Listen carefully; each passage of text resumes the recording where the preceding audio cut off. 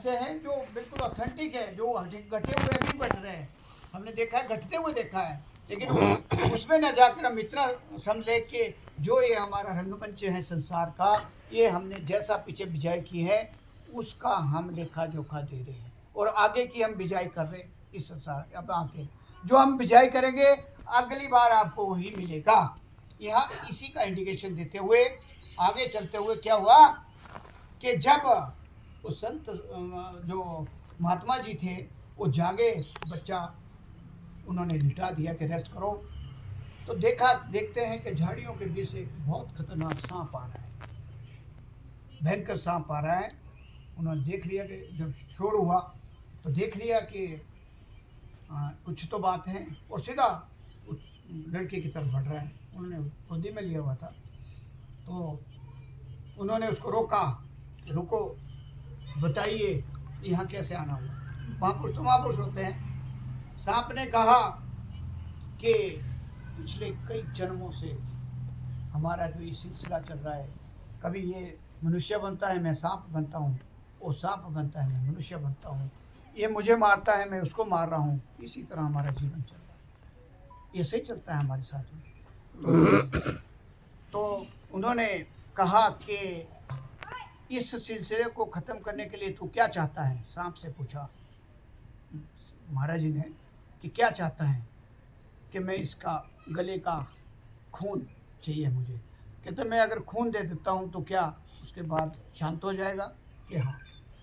बात होती है सांप से, तो क्या करते हैं उसको नीचे रख के, उनके पास चाकू होता है, हमारे उनके संतों के पास हो चाकू लेके जो है उसको उन्होंने मतलब सोया हुआ, हालांकि वो सोया था, वो जागता था, वहाँ से उसको पूरा काटते हैं और एक कौली में खून निकालते हैं उस भक्त का।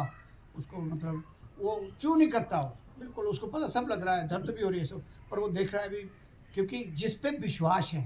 मतलब अभी मैं उनकी अम्बाला वाले गुरु महाराज की बात कर रहा था, जब उनका वो हो गया था ना, जीरो पे आ गए थे, वो थे राधा स्वामी से नाम मिला था, उन्होंने कुछ अंदर की बात बता दी संगत के बीच में अपने दोस्त को, जीरो पे आ गए। जो उनकी भटकने हैं उस किताब में जब पढ़ोगे तो आपको मतलब हिल जाएंगे आप, कि कैसे कैसे उन्होंने उस नाम को पाने के लिए प्रयत्न किया। और जब सत्या सागरानंद महाराज जी के पास पहुँचे, हरियाणा के महात्मा थे, तो उन्होंने परीक्षा ली उनकी, चाकू पहला किया, कहते आपको सिर देना पड़ेगा कि ये तन विष की बेल रही गुरु अमृत की खान, शीश दिए तो गुरु मिले तो भी सस्ता जान, हम क्या करें नाम का।